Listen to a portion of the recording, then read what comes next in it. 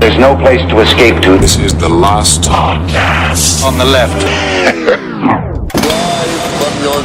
That's when the cannibalism started. What was that? Whatever. Are we ready to start? Are we started? Don't do me like that. No! No one wants to do you like anything. All right. Well, welcome to the last podcast on the left. You guys are at the peak of being annoying today. It's unfucking real. Good morning. Good morning. I worked with fat, retarded kids at a YMCA for an entire summer, and not once have I reached this level of insanity. I just feel like hungover men, when they have to get up in the morning, you just ramp up your fake enthusiasm. Oh, yeah. Oh, yeah. Love it! Love being awake! All right, well, you're Marcus Parks. I'm Ben Kissel, and you are... Tom Petty. Don't do me like that. Don't do me like that. I'm Tom Petty's guitarist. I'm Tom Petty. God, refugee. No! All right. I'm Henry Zabrowski. Yeah. I know you're not. Did you Tom not Petty. know? Did you? No, I know. I'm looking at you. Hi, man. I'm just the master of 1,000 voices. So that's what's hard. Is that what it is? All right. Well, today, Henry promised us all this amazing research, and he was going to shoot it over in an email. And then he came downstairs this morning and said it was all gobbledygook and bullshit. So we have nothing to talk about, which is great. All right. So what we're going to talk about today is the concept of glitches in the Matrix, right? I know Reddit is obsessed with this at this point in time, and there's a lot of people. It's mostly just 18-year-olds being like, I put my sandwich on the table, and then I went into the living room. I came back in the kitchen, and the bread and the meat were all back in their packages like I never made a sandwich. That would be and I'm just weird. like, bro, yes, it's very weird. Yeah. But I just think, man, you just didn't make a fucking sandwich. You got stoned. You had a happy thought in your head about how nice it would be to have a sandwich. So it's like, but I had a pretty genuine experience like in this recently. That's where all Was the this came sandwich from. involved? No. I make my fucking sandwiches with my eyes open. All right. I fucking make sure I have a sandwich. Good. Because if I think I have a sandwich and then I don't, man, fuck the world. I wouldn't want to see the world it. is over. Absolutely, dude. You stay in your room. So I was cleaning my house, right? I'm doing this massive spring cleaning before, basically I'm leaving for a long time to shoot a bunch of shit, so I'm just not going to be in my house. My house is disgusting. So I was going through, I have piles of books, all over my house, and I was going through my piles of books, and I found this ring from my childhood, my communion ring, my cloud out ring, and I called my mom. Catholic thing. A Catholic thing, yeah. I called my mom. Was it pewter? It's not pewter. It's not fucking pewter. It's fucking classy cloud out ring. Pewter. I had a lot of pewter figurines when I was a child. My mom kept me in a little. I'm gonna actually get them all back and put them up in my house. What's a pewter figurine look like? Look, wizards and dragons. Oh, yeah. Yeah, cool. And so I also have I had 5 different stone gargoyles because I was really obsessed with gargoyles. Oh, yeah. And so I'm gonna bring those back. You kind of look like a gargoyle. That's my gargoyle. Yeah. I just burped into my own It sinuses. must have been weird, not having any alone time with all those friends knocking down the door to try to play with your pewter dragons. It really was. It's hard to be the most popular child. All right. So you're cleaning your house. You're going through your I found this ring, and I called my mom, and I was like, "Hey, Mom," because I don't even remember ever having this thing. Yeah, I didn't know it existed. And I called my mom, and I was like, "Hey, do you have my cloud ring for my communion?" And she was like, "Oh, that's a funny question. Let me go look." And she went into the file cabinet and went to go look. She's like, "No, I don't have it, Henry Thomas. What's wrong? Why?" And I was like, Is she "Mom, a I British found heroin it. addict? This is just my amalgamation of what my mother sounds like." She's Amy Winehouse. Yes. Interesting. I'm sorry for your loss. Yes. But she's like, "What's the problem with it? What's your problem?" And I was like, What's your boggle? What's your boogle boggle, my son? And I was like, I found my cloud out ring in my books. And I don't remember ever you giving it to me. She's like, that is a sign from God. I don't know. That he's just reminding you that he's there. He's reminding you that he's there. And I'm like, come at me, God! Yeah, you want some? You want some of this, God? But I found that, and then I also found a pair of character glasses that I had lost for months and months and months. I couldn't find them, and when I went to L.A. and when I came back, and then I found them in the Sounds pocket like you're experiencing what people experience when they clean. Yeah, They find the things that they've misplaced for the past 10 years. it's very true. But it just felt like it's just one of those moments where it was like kind of like because it was such a specific item from my childhood that I never remember that I was like started like researching into like more of this idea, and like, there's just like countless stories on the internet sort of about like seeing someone in a room, you meet them in a room, they say like they wave hello, you go on with your day, you see them later in the day, they wave hello, and he's just like, I said hello to you before, and they're like, what are you talking about? This is the first time I'm seeing you today, and it's just like doo, doo, doo, doo. And it's like stuff like that. But I mean, mostly I think it has to do with like personal just forgetfulness. I just recently read this book called The Secret History of Consciousness, and I have all these like newfangled sort of what they call like reality magic books coming in, with this idea of how to boost your psychic powers, which is gonna work. Does the mailman I've just done like some of that. I love that stuff. Yeah, we'll read them together. We'll do seminars. I feel like the mailman just like delivers the books and then runs away and says, "Enjoy the books, fat boy! Hey, fat boy, I got your books, nerdy fat boy." I hate my mailman. Thank you. I hate that fucking bastard. So I started reading. What? Have I ever told you guys about the masturbation sigil? No. What's a sigil? A sigil is like a magical symbol, because I was really into Grant Morrison. Well, still really into Grant Morrison. Well, this is all from Ragnar, right? Did Ragnar help you out with this? No. Well, he Our buddy Ragnar is very much into the black arts. Icelandic. Yeah, Icelandic. Yeah, and so what a masturbation sigil is, like, I kind of got into like this like whole like real time magic and all that. It's like it doesn't work, but it works. It makes you feel good. It makes you feel good. That's it. Like, it just makes you feel good. So is it like a cock ring? Here's what you do. Okay. You write one sentence of like something that you want, and it's not like, oh, I want a car or something like that. Like something you want in your life, something you want to. Yeah, I want true unbridled power over women. That's not it. Get into the porn business. You can do that. You can do that. But I mean, like in terms of using magic. Yeah, that'd be something. I want to control deer as my army. Yeah, that would work nicely, like a Sam Raimi. Yeah, Sam and you can't tell anybody about what it is. So of course, because if you did, they'd laugh at you. Yeah. So what you do is you write down a sentence. It's just one sentence, and then you make a symbol out of all of the letters in the sentence. Just like one unending symbol, and then you stare at it while you masturbate. What? That is not good. I'm gonna try that. No, it was great. If I'm masturbating anyway, might as well just make it like bump up the level of commitment here. Yeah, and you know what? I gotta say, kind of worked. All right. And whether it just came upon by myself, or whether it helped me kind of push over a hump or something like that. But this was if you were stroking your dick looking at porn, you would have come. You would just have come because you're doing the thing that makes you come. Yeah, but it's not about coming. It's about getting something else that you want. It's about like doing. But he wanted to come, and he got to come. Yeah, but that was just a part of it. He was coming in order to make the magic work. Yeah, you have to use the power of the orgasm. I can't tell you. You can never tell me. No. It might undo all of the magic. Is that why you're true? Is that why you're white? I had no idea. Hispanic Marcus Sparks. Mm-hmm. Marcos Parquez. It's nice. Yeah. But as I was reaching, like, I basically started. I tried to research this glitches in the Matrix thing, as I was saying, and it's mostly garbage because it's just 18-year-olds just like saying random stories, and then that sandwich story is pretty real though. That is pretty crazy. That's pretty crazy. But then I started getting into this idea of reality versus perception. Like how you perceive that, like, your reality is based entirely upon your perception, and but because of the way the human brain works, your perception is flawed to begin with. So that mean, like, because your brain is made of a bunch of jelly in fucking floating goop in your fucking bone head, you know what I mean? Yeah. Like, you're just not going to get the pure unsaturated information all the time, because sometimes it's going to go and you're just like not going to, you're just going to have a bad day that day. That's exactly how that situation ended with Marcus staring at that goddamn symbol. Sigil. Not symbol. Symbol, sigil, whatever it is. Sigil, it's a word. It's a different word. It is a different importance. But I was like reading, so I just got deeper, sort of like the idea of perception. Man, you gay, Marcus. Nice. Not anymore. Not after. Oh, is that what he wished for? Yeah, That's it. absolutely. Well, oh, God damn it, you guessed it. Yeah, now you gay again, Marcus. I'm gay again. Time to make another schedule.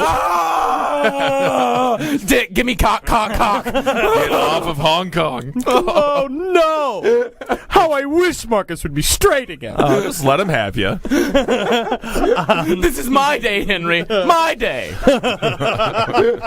It's like your new birthday. Would you celebrate today as your new birthday every day? My gay day. Yeah. It's the gay Tuesday. That would be nice. I would celebrate that with you. Thank you. Yeah. Because I'm happy with you, whoever you are or whatever you love. Thank you. You too, Henry. Even if I made love to a sandwich or a burrito. Of course. Oh, it's so much easier. Especially if you made love to a sandwich or a burrito. I've already done that. I've Easier to done that. fuck a burrito than a sandwich. That's for damn sure. Oh, definitely. Because you just open up. Yeah, you just open up the flap. Yeah, crack it. Just crack it right Great. open. It's great. Just make sure it's not hot.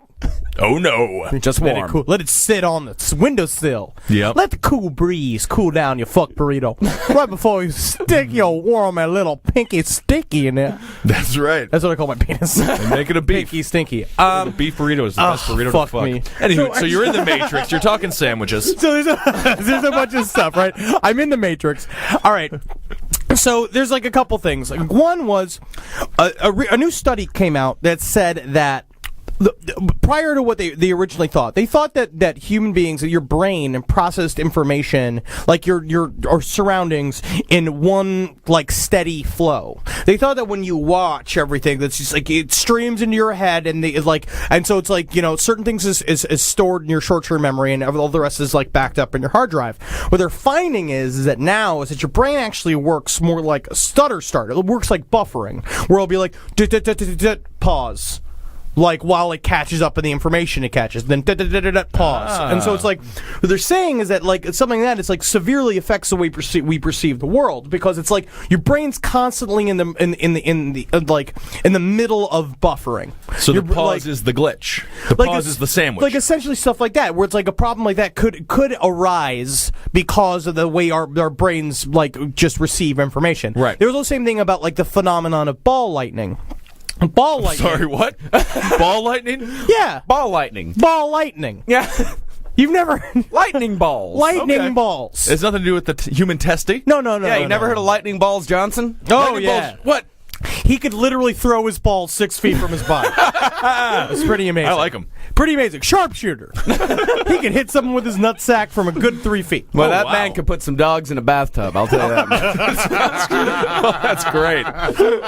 That's wonderful. but So ball lightning, yeah. Ball lightning is this Right. phenomenon where people like there's a lot. Orbs. It explains a lot of like UFO phenomenon. Right. It's like why people see UFOs. Blah blah blah. They could be construed for ball lightning, and a part of it is that they're starting to believe that the brain also is affected by like static electricity and electromagnetic activity. Of course, because our brains run on electricity. Like that's why we can think and talk and fucking jerk off and make sigils to make us not gay anymore. And so. The idea is that ball lightning comes specifically from the interference with electromagnetic activity with your brain, and it makes you see lightning in the shape of balls. Big fat balls. Hairier balls? Big hairy Some balls. balls are hairier than Orbs. other balls. Okay. Let's just call them orbs. Orbs, I think, is a much Yeah, I think better orbs word. is I mean, I do like lightning balls and I do too. things like that, but So it's like this. So reality is built completely upon the subjective nature of 2 pounds of gelatinous ooze in our heads. the brain, yeah. The brain. So it's like, Sure. so everything that we know or believe, every single piece of art, every single like piece of music, every human atrocity, Jeffrey Dahmer used his gelatinous fucking mass in order to build fuck zombies. Fuck zombies, but he was also a great chocolatier at the chocolate Absolutely, factory, yeah. one of the best. There's bones in the chocolate! Not everybody put bones in the chocolate. Only Dahmer. Dahmer specialty. So that naturally, and then as I was researching that, it like naturally took me to the world of UFOs, because now, so there's a lot of belief. So we had a gentleman here a while ago named Jeremy Vaney, Yeah. who wrote this book, I Know Why the Aliens Don't Land. And a part of what he originally discussed was the idea, and I've been reading more and more about this, is that aliens are not so they're physical beings, but like what they are is sort of like this idea that they're an interdimensional like type thing. Is that like, and they're very hard to perceive. They like human beings literally cannot perceive them because of the way they exist. They exist on a different level of existence, and so it's like different plane. A whole different plane, and then every once in a while like poke through using what some people have postulated, these sort of like oscillations of our brain. Is that every single time there's a gap in sort of our understanding, that's like a place where an otherworldly event could happen. Where it's like, and they talk about this like you know, like what was going on in the Mothman prophecies, right? It's like when they were talking about the Mothman story, like there was, you know, essentially this whole town is probably being poisoned by a TNT plant. But like as the Mothman was also happening, like when people were seeing the Mothman, they were also seeing these things that they called Men in Black, which were these men dressed like out of style, like in black suits that were like old looking, with long pointy noses, and they would come in and ask questions about the Mothman and then disappear and be very Hipsters. They strange. just sound like hipsters on a mission. Yeah, you know?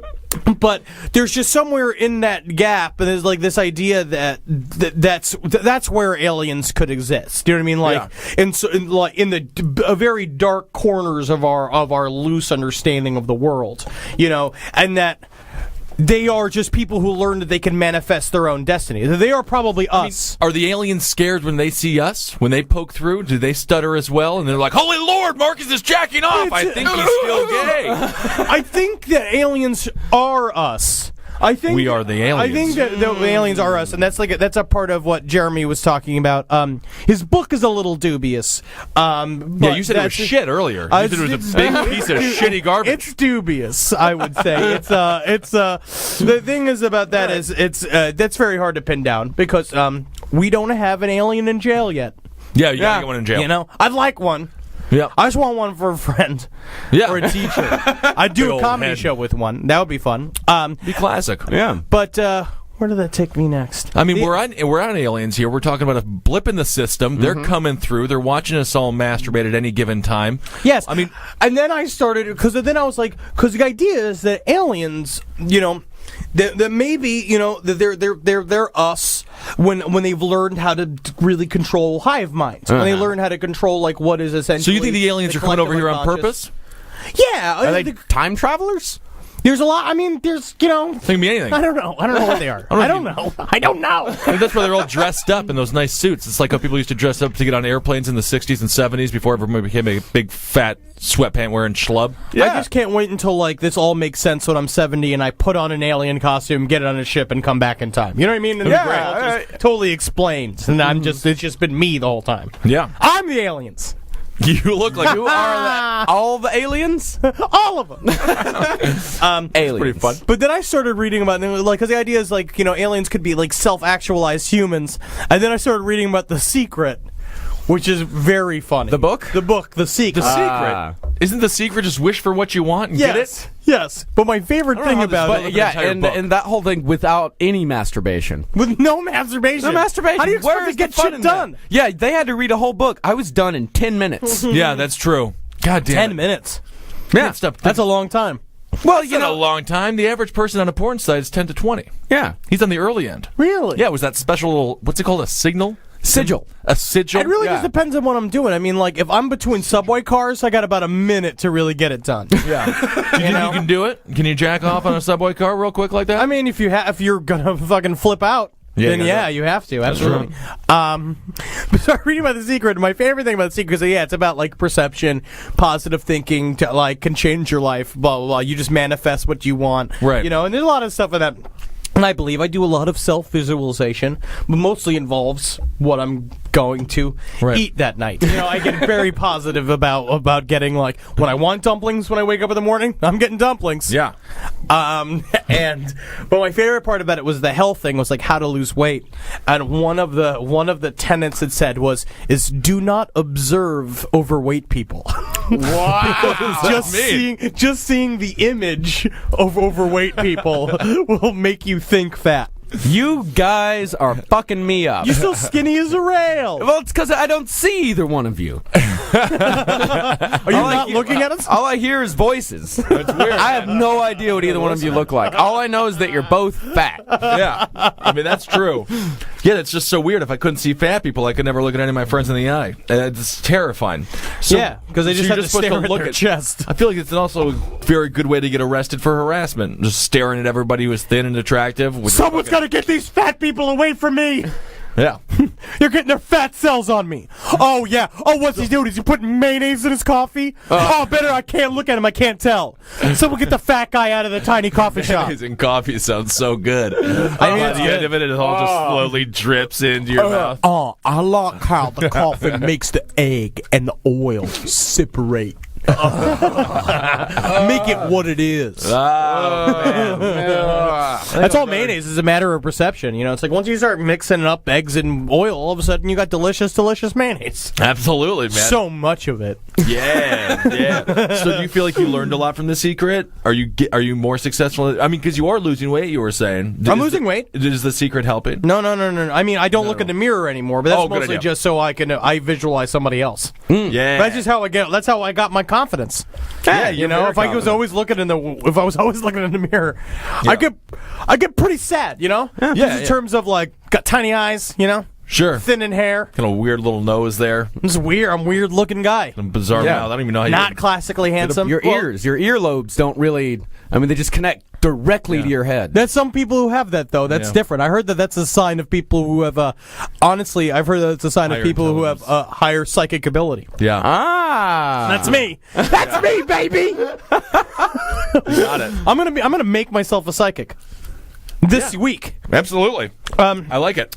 And so in the very end, so it's like, where are we at time wise? We're at about 21 minutes. Okay. So I love it.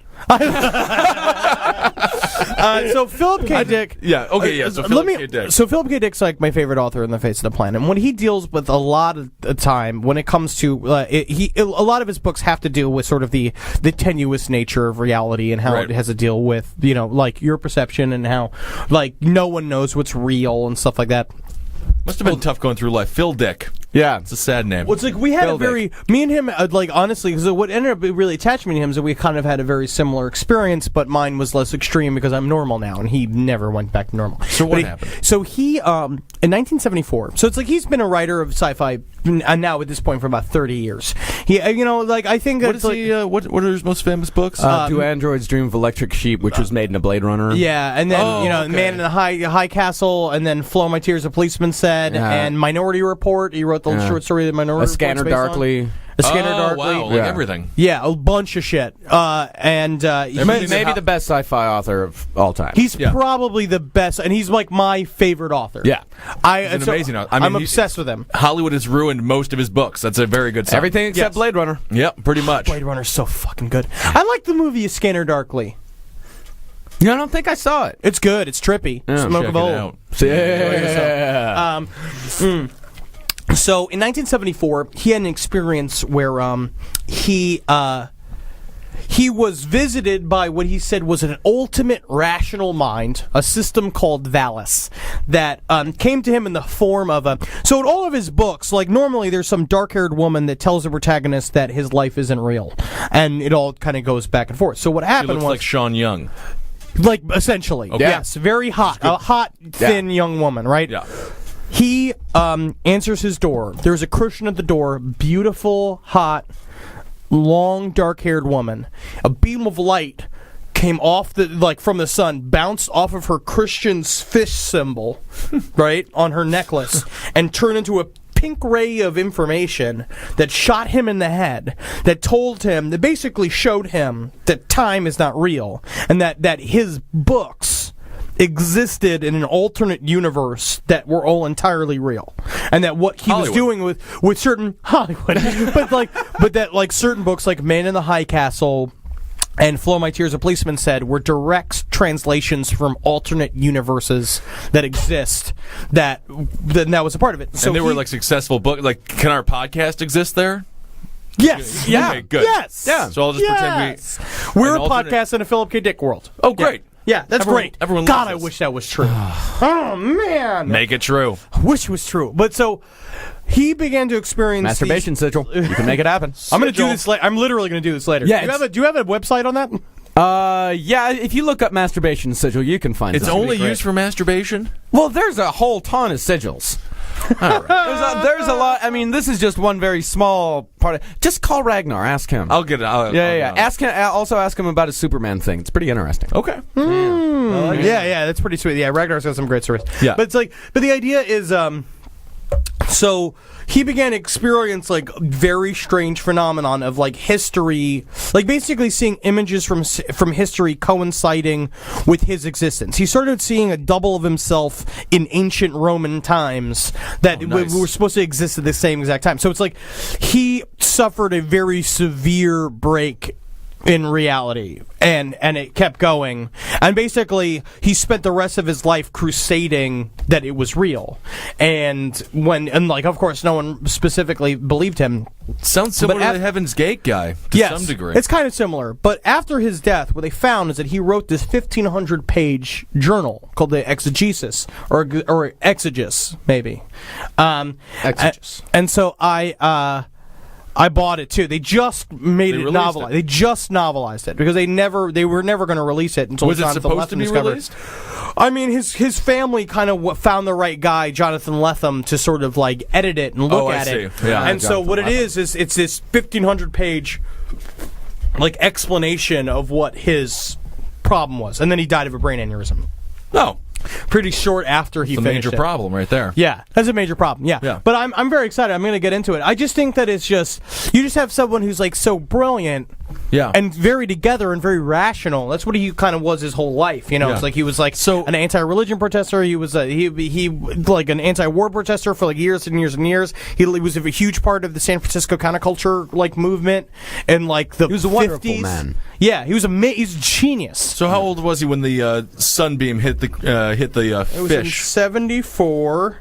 He was born in 1928, so he was 46. Oh, okay. So he was a pretty good old man. Yes. Middle-aged fellow when that all happened. He was a full-on like adult. When Maybe kind of a midlife crisis situation. I mean, it's better than buying a Corvette and a bunch of prostitutes, divorcing your wife, and abandoning the kids. No, Just, he was pretending pretty genuinely frightened of what happened to him. Yeah. And he was pretty concerned. Is there any like medical science that discusses like what may have happened to him from like their perspective? Maybe he had like a mini stroke or something. There's a lot of. I mean, like that's the thing. They said there was a fucking gigantic brain aneurysm living in the center of his head. So maybe that. And here's a fact about the religious experience that he had. He was recovering from the effects of sodium pentothal administered for the extraction of an impacted wisdom tooth. Well, he was also ripped on speed for the. I see.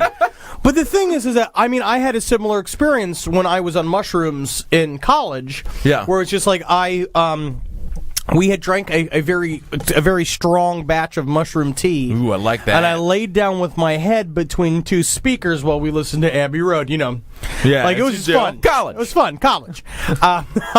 Thanks, Mom and Dad. But I experienced an entity that came to me in one of the heaviest trips of my life that explained to me that he came to me in a form in which I could understand, which was in the form of like an EMT just like slapping you in the face. Like, wake up, man. But he came to me in the form of the dude from The Big Lebowski. Oh, wow. And he said to me that, there was stuff that he's like, do you want to see something crazy? Do you want to see what's really going on? You have to calm down for me to do that. So I have to, like, sit and I had to, like, control my breathing. And then he took me to this place that he said was, like, the land, like, sort of like what he called heaven, which was really just, like, sort of where 3D information exists. And we all, like, are essentially floating in a pile of goop. And that, that information, like, what every human brain is an operating system, and that what the life is like the program that runs on our operating system, like programs that run, and that like what it's just one of those. Fun. That's a great fucking trip. It sounds like. Just a fucking crazy trip. Yeah, right. And then when I came back, but it's like it felt really genuine. Right. And then I felt like that thing even sort of informed a big chunk of my life like afterwards. So it's like I think that there's a lot to be said from these sorts of experiences about how like sometimes I think it's really good you get sort of bumped out of your own little world. We're very narcissistic. Like when we have to do what we do, it's like writing comedy all the time. It's like we're up our own assholes 24/7, eating our own assholes. and so it's like it's really nice to have like little events and bump you out of it and make you think like. That's why I watch Cosmos. Carl Sagan's Cosmos. Oh yeah, it makes me feel good. Got to snap out of your own mind sometime. Yeah, snap out of your own, and asshole. not with masturbation. Right, like not with masturbation. Maybe not. I mean, you have to have weed. You can't jack off when it comes to mushrooms. But weed is just I mean, like, how would you smile without weed? I don't know. Right? What do people do to smile? How would the cinema survive? I don't know. Well, that's awesome stuff. That's awesome stuff. I mean, it was kind of a garbled, but I think it's garbled fucking as a subject. stuff. Yeah, It is kind of a garbled there was subject. no way we could have a coherent episode, a cohesive episode on this bullshit. It's fun, though. I think It's the real next time we talk about it, we all need to pop mushrooms at the beginning, and then as soon as they start to kick in, talk for 5 minutes, and then immediately shut off all of these fucking lights and the microphones, and then we just have a great old time naked. Can we do that? Yeah, we can do that right now. Wait. I don't have any mushrooms. God damn it. And I got to take a shit anyway. I always wish I had fucking, what is it, Class A drugs? Yeah. Felony? Yeah, felony. Major felony, go to prison? Mm-hmm. That's No. They can't get me. But then when you're like, but what about fucking being groovy? That's what I don't know if that's a defense. But Judge, I was just I'll have to ask groovy. I'm going to see my lawyer tomorrow. I'll ask him if that's a defense. Yeah, that ask we him can if do. I'll ask him, Paul. He's like, hey, is being groovy a defense in New York State? You can try it, man. Yeah, you can fucking do it, man. Let's try that. We'll get these pics. All right, that's the program. Thank you for listening, everybody. For Henry Zabrowski, Marcus Parks, and Ben Kissel. Magustalations. Magustalations. I hope you have an out-of-body experience that makes you a better person. Oh, yeah. Man, I'm reeling from that porn experience.